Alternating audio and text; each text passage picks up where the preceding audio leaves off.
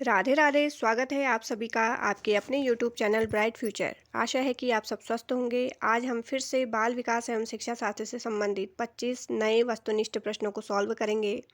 और इससे पहले के जो 300 प्रश्न हैं जो कि बहुत ही महत्वपूर्ण रहे हैं, जिन स्टूडेंट्स ने भी नहीं देखे हैं वो मेरे डिस्क्रिप्शन बॉक्स में जाकर देख सकते हैं। मैंने वहाँ पर उन वीडियोस का लिंक शेयर किया हुआ है। और आप इस वीडियो को लाइक करिए, शेयर करिए और कमेंट में ज़रूर बताइए कि आपके 25 में से कितने प्रश्नों के उत्तर सही हैं। आप शुरू से लास्ट तक बने रहिएगा क्योंकि मैंने इसमें कुछ प्रश्नों के साथ उत्तरों को देते हुए उनकी व्याख्या भी दी हुई है। तो चलिए, हमारा जो पहला इसमें 301 नंबर का प्रश्न है वो है, भावनात्मक एकता समिति के अध्यक्ष कौन थे। मोस्ट इम्पोर्टेंट क्वेश्चन है, कई बार टेट परीक्षा में पूछा गया है। इसके ऑप्शन है, पहला गोपाल कृष्ण गोखले, बी है डॉक्टर संपूर्णानंद, सी है आचार्य नरेंद्र देव और डी है काका कालेलकर। तो इसका जो सही आंसर है वो है option number B, doctor Sampurnanand. भावनात्मक एकता को विकसित करने के लिए शिक्षा परम आवश्यक है। अतः भारत के केंद्रीय शिक्षा मंत्रालय ने सन 1961 में एक भावनात्मक समिति स्थापित की, जिसका उद्देश्य ऐसे सुझावों को देना था जिनसे सभी विघटनकारी प्रवृत्तियों का अंत हो जाए। इस समिति के अध्यक्ष स्वर्गीय डॉक्टर संपूर्णानंद को बनाया गया। अगला प्रश्न देखिए, ये भी मोस्ट इम्पोर्टेंट क्वेश्चन है, कई बार यूजीसी नेट वगैरह परीक्षा में भी आ चुका है ये प्रश्न। राष्ट्रीय शिक्षा नीति 1986 के अनुसार शिक्षा पर निवेश कुल राष्ट्रीय उत्पादन का प्रतिशत होना चाहिए। तो कितना प्रतिशत इसमें 1986 की जो राष्ट्रीय शिक्षा नीति थी उसके अनुसार शिक्षा पर निवेश कुल राष्ट्रीय उत्पादन का प्रतिशत होना चाहिए। तो इसके ऑप्शन है 6%, बी है 10%, सी है 4% या डी है 3%। तो इसका आंसर है ऑप्शन नंबर ए, 6%। भारत सरकार के प्रधानमंत्री राजीव गांधी द्वारा शिक्षा में सुधार के लिए राष्ट्रीय शिक्षा नीति 1986 लागू किया गया, जिसमें शिक्षा के लिए धन की कमी को पूरा करने के लिए कुल जीडीपी का 6% शिक्षा पर खर्च करने का प्रावधान किया गया था। यही सुझाव 1964 में कोठारी आयोग द्वारा भी दिया गया था। तो एक प्रश्न ये भी बनता है कि राष्ट्रीय शिक्षा नीति 1986 के समय भारत के प्रधानमंत्री कौन थे। तो उस समय जो भारत के प्रधानमंत्री थे वो थे राजीव गांधी जी। अगला प्रश्न देखिए, ऑपरेशन ब्लैक बोर्ड किसका परिणाम था। इसके ऑप्शन है, कोठारी आयोग का, जो कि 1964 और 66 में बना था, बी है राष्ट्रीय पाठ्यक्रम रचना 2005, सी है राष्ट्रीय शैक्षिक योजना 1986 और डी है राष्ट्रीय पाठ्यक्रम रचना 2000। तो ऑपरेशन ब्लैक बोर्ड किसका परिणाम था, ये था आंसर सी, राष्ट्रीय शैक्षिक योजना 1986 का।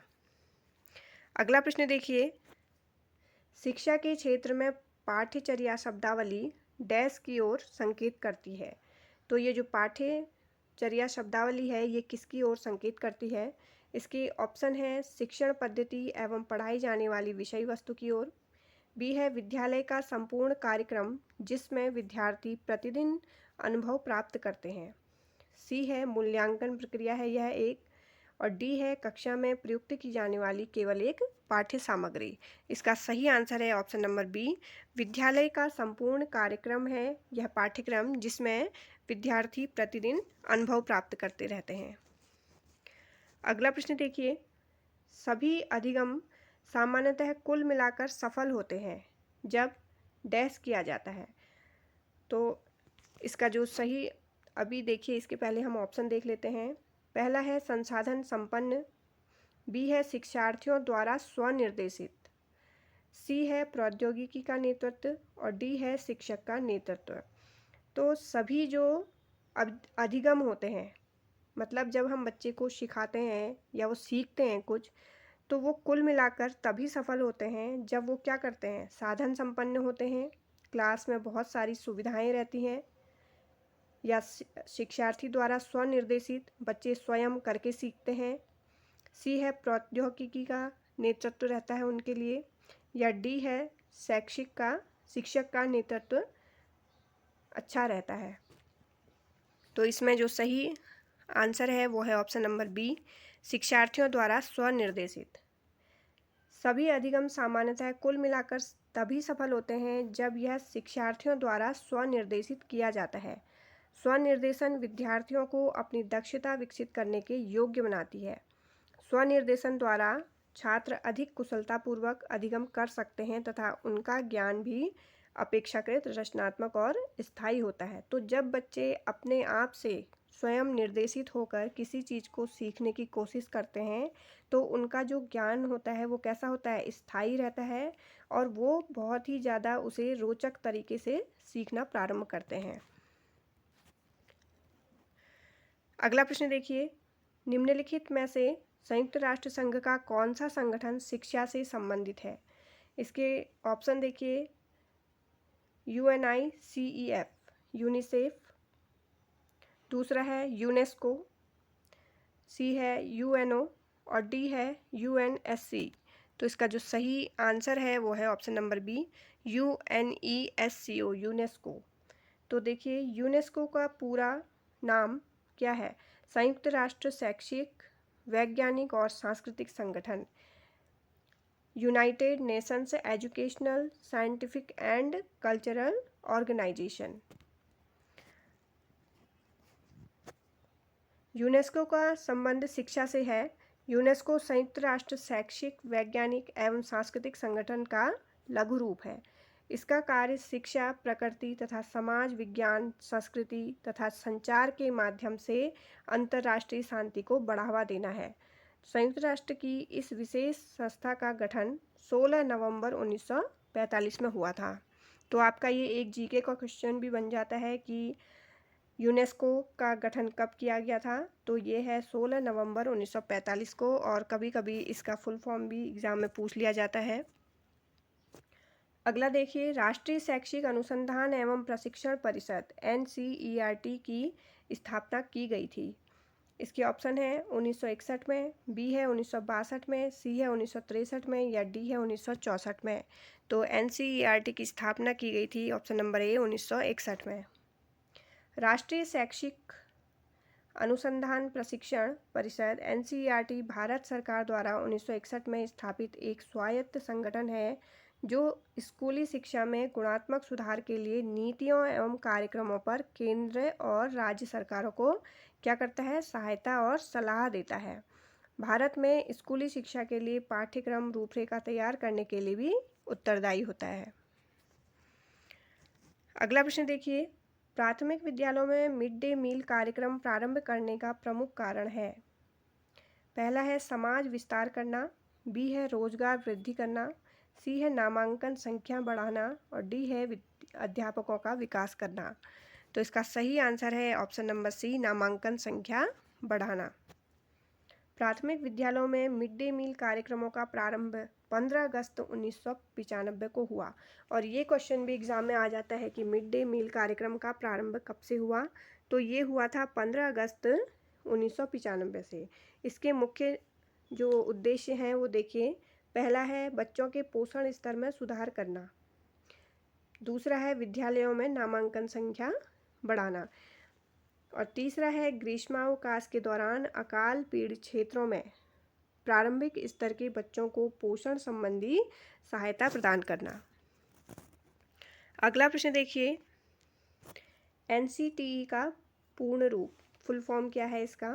पहला ऑप्शन है National Council to Technical Education, दूसरा है नेशनल करिकुलम टेक्निकल एजुकेशन, तीसरा है National Council for Teacher Education और चौथा है National Curriculum for Teacher education.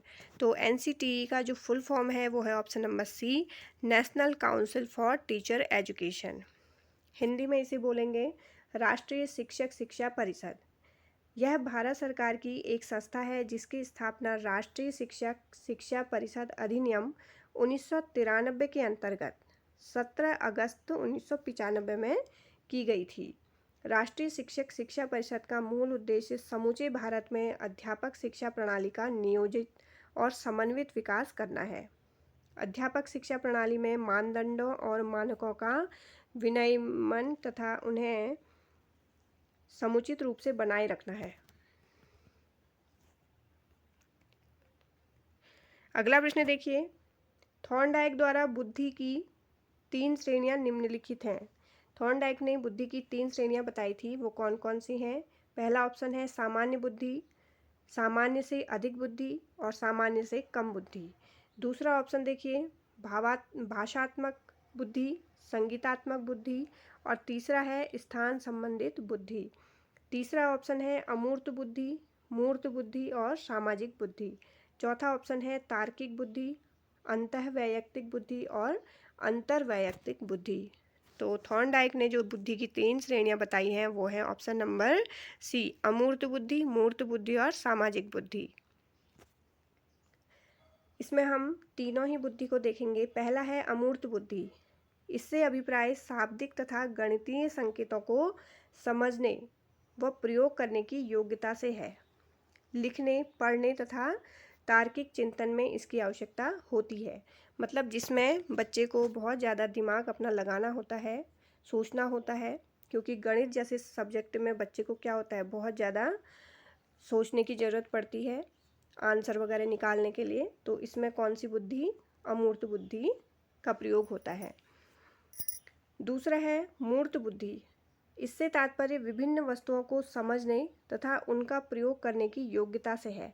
यह वास्तविक परिस्थितियों को समझने तथा उनके अनुकूल व्यवहार करने की योग्यता है।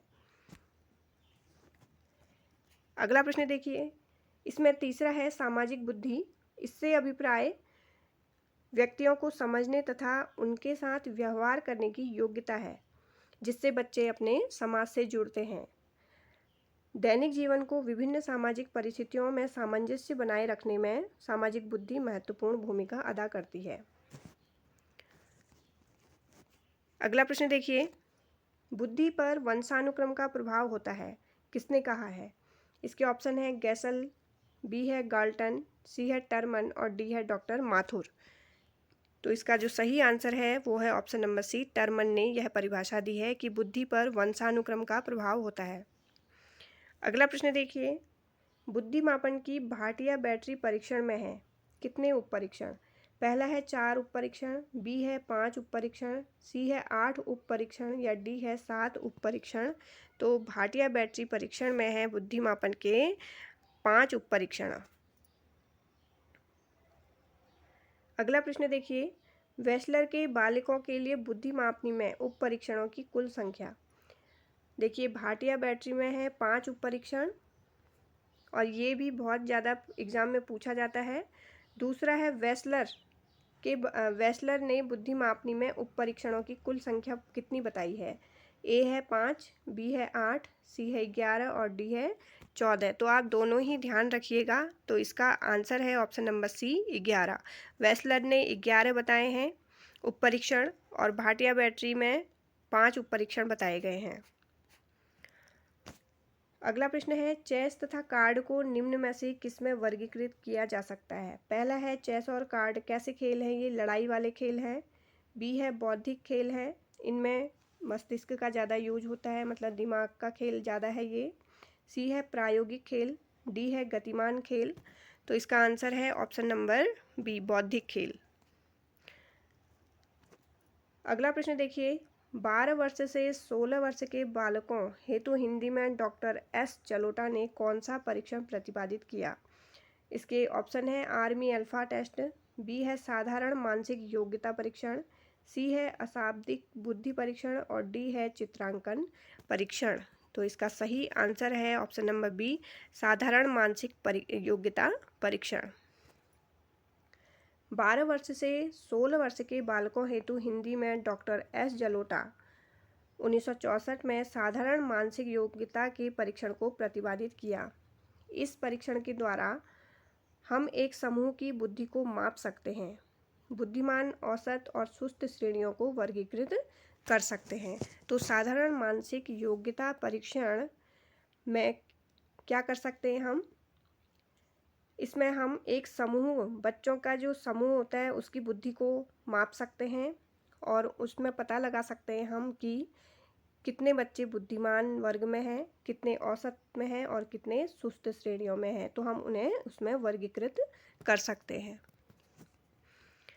अगला प्रश्न है, बेसल आयु किसके मापन से संबंधित है? पहला है ऑप्शन अभिरुचि, बी है बुद्धि, सी है अभिक्षमता, डी है अभिवृत्ति।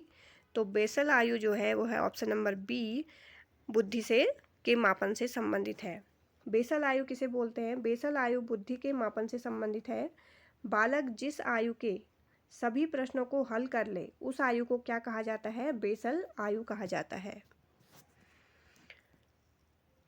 अगला प्रश्न है, मानसिक आयु का संप्रत्यय सबसे पहले किसने बताया था? पहला है ऑप्शन बिने साइमन परीक्षण 1905 में बताया गया मानसिक आयु का प्रत्यय, बी है बिने साइमन परीक्षण 1908 में, सी है बिने साइमन परीक्षण 1911 में, या डी है बिने साइमन परीक्षण 1916। इंपॉर्टेंट क्वेश्चन है, इसका आंसर है ऑप्शन नंबर बी, बिने साइमन परीक्षण 1908 में। हम यहाँ पर थोड़ी व्याख्या भी देखेंगे। देखिए, वर्ष 1905 के बुद्धि मापन के क्षेत्र में प्राप्त अपनी सफलता से उत्साहित विने तथा साइमन ने अपने इस परीक्षण में सुधार करके सन 1908 में इसे नवीन रूप में प्रस्तुत किया। इस परीक्षण द्वारा विशिष्ट बुद्धि का मापन किया जाता है। इस जो परीक्षण को उन्होंने बताया उसमें क्या है, विशिष्ट बुद्धि के बारे में पता लगाया जाता है। मानसिक आयु के संप्रत्य का प्रतिपादन भी बिने ने इस परीक्षण के दौरान किया। उन्होंने कहा कि जिस आयु के लिए अपेक्षित मानसिक कार्यों को कोई बालक सफलतापूर्वक कर लेता है उसे बालक की मानसिक आयु कही जा सकती है, भले ही उसकी वास्तविक आयु इससे कम या अधिक क्यों ना हो। चलिए अगला प्रश्न देखेंगे हम। आर्मी अल्फा और आर्मी बीटा किस प्रकार के परीक्षण हैं? इसके ऑप्शन है, पहला वैयक्तिक परीक्षण, बी है समूह परीक्षण, सी है बुद्धि परीक्षण, या डी है व्यक्तित्व परीक्षण। तो ये किस तरह के परीक्षण हैं? ये है ऑप्शन नंबर बी, समूह परीक्षण। अगला प्रश्न देखिए, प्रिंसिपल्स ऑफ बिहेवियर नामक पुस्तक के लेखक हैं। पहला ऑप्शन है स्किनर, बी है पावलोव, सी है थॉर्नडाइक, या डी है CL हल। तो मोस्ट इम्पोर्टेंट क्वेश्चन है, ये बहुत फेमस बुक रही है। इसके जो राइटर हैं वो है ऑप्शन नंबर डी, CL हल। अगला प्रश्न देखिए, बुद्धि के द्विकारक सिद्धांत का प्रतिपादन किसने किया? इसके ऑप्शन है वर्नर, बी है स्पीयरमैन, सी है थॉर्नडाइक, डी है स्टर्न। तो इसका आंसर है option number B, Spearman.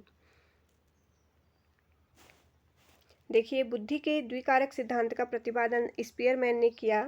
Spearman का मानना है कि बुद्धि दो कारों से मिलकर बनी हुई है, एक G फैक्टर, एक S फैक्टर। तो सामान्य योग्यता कारक जो जनरल फैक्टर G फैक्टर है, G कारक एक जन्मजात प्रतिभा कारक के रूप में माना जाता है। मतलब ये बच्चे का जब जन्म होता है तो तभी से ये जो G फैक्टर हैं उसमें पहले से ही मौजूद होते हैं, और प्रत्येक व्यक्ति में भिन्न भिन्न मात्रा में ये पाए जाते हैं। इसलिए प्रत्येक व्यक्ति में प्रत्येक मानसिक कार्य करने की क्षमता भी क्या होती है, अलग अलग होती है। अतः G कारक के कारण ही तर्क करने की क्षमता और समस्या समाधान करने की क्षमता का निर्धारण होता है। इसी कारण कुछ बच्चे क्या होते हैं, बहुत ज़्यादा क्लास में आंसर देते हैं और वो बिल्कुल भी झिझकते नहीं हैं, बिल्कुल खुले विचारों वाले वो बच्चे होते हैं और अपनी बात को अपने टीचर के सामने रखते हैं। लेकिन उन्हीं में कुछ बच्चे ऐसे होते हैं जो थोड़ी झिझक महसूस करते हैं, किसी भी आंसर को बताने में क्या होते हैं, डरते हैं। तो ये सब किसके कारण होता है? G फैक्टर के होते हैं, कारण होता है। इसी में देखिए दूसरा है विशिष्ट योग्यता कारक, यानी कि स्पेसिफिक फैक्टर, S फैक्टर भी कहा जाता है इसे। S कारक जो विशिष्ट कार्यों में सहायता करते हैं। ये कैसे होते हैं? जो बच्चे में कुछ विशेष कार्य करने में क्या होते हैं, ये सहायता करते हैं। सामान्य कारक मानसिक क्रियाओं का मूल रूप है। सामान्य कारक मतलब G फैक्टर, अर्थात जिस व्यक्ति में G फैक्टर या सामान्य तत्व उपस्थित हैं वही अपनी मानसिक क्रियाओं को कर सकता है, और इसके अतिरिक्त विशिष्ट कार्य करने के लिए विशिष्ट कारक S फैक्टर उपस्थित होते हैं। अगला प्रश्न देखिए, गिलफोर्ड के अनुसार अपसारी चिंतन में आवश्यक है। पहला ऑप्शन है श्रेणीकरण, बी है विचार प्रवाह, सी है अंकगणितीय तर्क, या डी है एक समाधान। इसका आंसर है ऑप्शन नंबर बी, विचार प्रवाह। गिलफोर्ड के अनुसार अपसारी चिंतन में विचार प्रवाह आवश्यक होता है। इन्होंने अपसारी चिंतन पद का प्रयोग सृजनात्मकता के समान अर्थ में किया है। जब किसी व्यक्ति के सामने कोई समस्या रखी जाती है एवं उस समस्या के समाधान के लिए वो व्यक्ति अपनी कल्पना शक्ति एवं सृजनात्मकता का प्रयोग करता है तो उस समस्या के समाधान के रूप में एक से अधिक हल प्रस्तुत करता है। तो इस प्रकार के चिंतन को क्या कहा जाता है? अपसारी चिंतन। इसका मीनिंग ये है कि कक्षा में हम देखते हैं कभी कभी हम बच्चों से ऐसे प्रश्न करते हैं जिसके उत्तर हर बच्चे का अलग अलग ही उत्तर होता है। अगर आप बच्चे में से पूछें क्लास में कि अगर आपको एक दिन के लिए प्रधानमंत्री बना दिया जाए तो आप क्या करेंगे, तो आप हर एक बच्चे से पूछेंगे तो एक दूसरे का उत्तर किसी से भी नहीं मिलेगा। तो यहीं पर क्या होता है? अपसारी चिंतन, जिसके उत्तर बच्चे अपनी कल्पना शक्ति के आधार पर देते हैं और उनमें क्या करते हैं, वो सृजनात्मकता का भी प्रयोग करते हैं। तो ऐसी जो सोच होती है उसमें अपसारी चिंतन पाई जाती है। अगला प्रश्न देखिए, निम्न में से कौन तरल क्रिस्टलीय वृद्धि के प्रतिमान के प्रतिपादक थे? इसके ऑप्शन है वर्नर, बी है थॉर्नडाइक, सी है कैटल, डी है स्किनर। तो तरल क्रिस्टलीय वृद्धि के प्रतिमान के प्रतिपादक थे ऑप्शन नंबर सी, कैटल। इसमें देखिए हम थोड़ी व्याख्या देखेंगे। कैटल के अनुसार बुद्धि के दो महत्वपूर्ण तत्व क्रमशः तरल बुद्धि और ठोस बुद्धि होते हैं।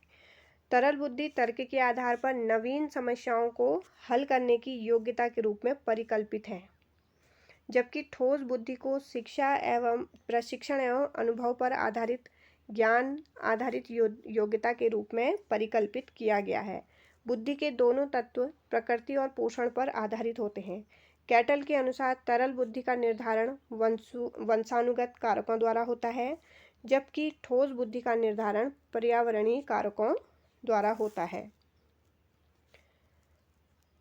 अगला प्रश्न देखिए, निशा अपनी सहेलियों और परिवार के सदस्यों की मनोदशा को समझ लेती है तथा यथा योग प्रतिक्रिया करती है। वह बड़ी होकर मनोचिकित्सक बनना चाहती है तथा वह निम्न में से कौन सी बुद्धि से संपन्न है जिसको उसे और अधिक विकसित करना चाहिए? तो इसके ऑप्शन है देखिए, स्थानिक बुद्धि है उसमें, दूसरा है अंतर्वैयक्तिक बुद्धि है, सी है प्राकृतिक बुद्धि है, या डी धारा प्रवाहिकता बुद्धि है। इसका सही आंसर है ऑप्शन नंबर बी। उसमें कैसी बुद्धि है? अंतर्वैयक्तिक बुद्धि। देखिए, अंतर्वैयक्तिक बुद्धि वाले व्यक्ति दूसरे व्यक्तियों के संपर्क में रहना चाहते हैं, मतलब वो समाज में ज़्यादा उठना बैठना पसंद करते हैं। उद्देश्यों, भावनाओं तथा व्यवहारों का सही बोध करते हुए उनके साथ सामाजिक कार्यकर्ता तथा धार्मिक नेता आदि में उच्च अंतर्वैयक्तिक मधुर संबंध स्थापित करते हैं। मनोवैज्ञानिक, परामर्शदाता, राजनीतिज्ञ बुद्धि पाई जाने की इनमें संभावना रहती है। अगला प्रश्न देखिए, हावर्ड गार्डनर के बहुबुद्धि सिद्धांत के अनुसार अपनी भावनात्मक अवस्था, संवेगों और अभिप्रेरणाओं के बारे में जागरूक रहने की योग्यता को क्या कहा जाता है? इसके ऑप्शन है भाषाई बुद्धि, बी है तार्किक गणितीय बुद्धि, सी है अंतरावैयक्तिक बुद्धि और डी है अंतःवैयक्तिक बुद्धि। तो इसका जो सही आंसर है वो है ऑप्शन नंबर डी, अंतःवैयक्तिक बुद्धि। अंतःवैयक्तिक बुद्धि से तात्पर्य अपने भावों और संवेगों को मॉनिटर करने, विभेद करने तथा स्वयं के व्यवहार को निर्देशित करने की क्षमता है।